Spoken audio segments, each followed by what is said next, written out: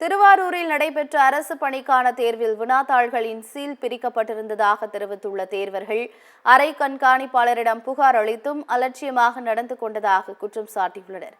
நகராட்சி நிர்வாகம் மற்றும் குடிநீர் வழங்கல் துறை சார்பில் இளநிலை பொறியாளர், உதவி பொறியாளர் உள்ளிட்ட பணியிடங்களுக்கான தேர்வுகள் தமிழகம் முழுவதும் நேற்று முதல் 2 நாட்கள் நடைபெறுகிறது.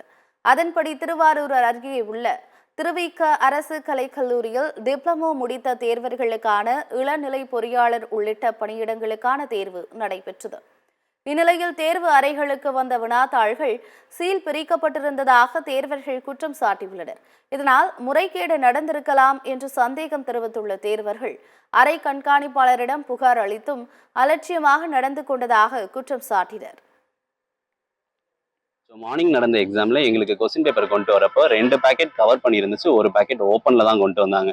ஸோ அந்த கொஸ்டின் பேப்பர் நாங்கள் அவங்கள்ட்ட கேட்டதுக்கு 2 கிளாஸ் ரூமுக்கு ஸ்ப்ளிட் பண்ணி கொடுக்கணும் இந்த கொஸ்டின் பேப்பர். ஸோ இங்கே 10 கொஸ்டின், அங்கே 10 கொஸ்டின்னு சொன்னாங்க. பட் அந்த question paper seal pack open பண்ணி மட்டும் வந்தது இல்லாமல் சீலும் ஓப்பன் பண்ணி இருந்துச்சு.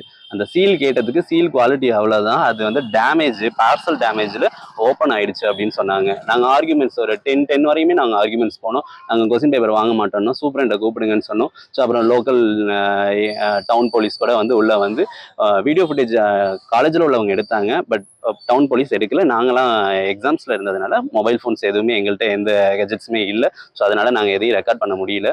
அவங்க ரெக்கார்ட் பண்ணிவிட்டு என்ன சொன்னாங்க அப்படின்னா, எக்ஸாம்ஸ் முடிஞ்சதுக்கப்புறம் நீங்கள் கம்ப்ளைண்ட்ஸ் பண்ணி நீங்கள் வந்து ப்ரொசீட் பண்ணீங்க அப்படின்னு சொல்லிட்டு, இஷ்டம் இருந்தால் எக்ஸாம் எழுதுங்க, இல்லைனா எக்ஸாம் எழுத விருப்பம் இல்லைன்னா கிளம்பி போயிடுங்க அப்படின்னு சொல்லிட்டாங்க சிம்பிளாக. ஸோ இந்த இஷ்யூ வந்து எல்லாருக்கும் தெரியணும் அப்படிங்கிறதுக்காக தான் சார் சொல்லியிருக்கோம். ஸோ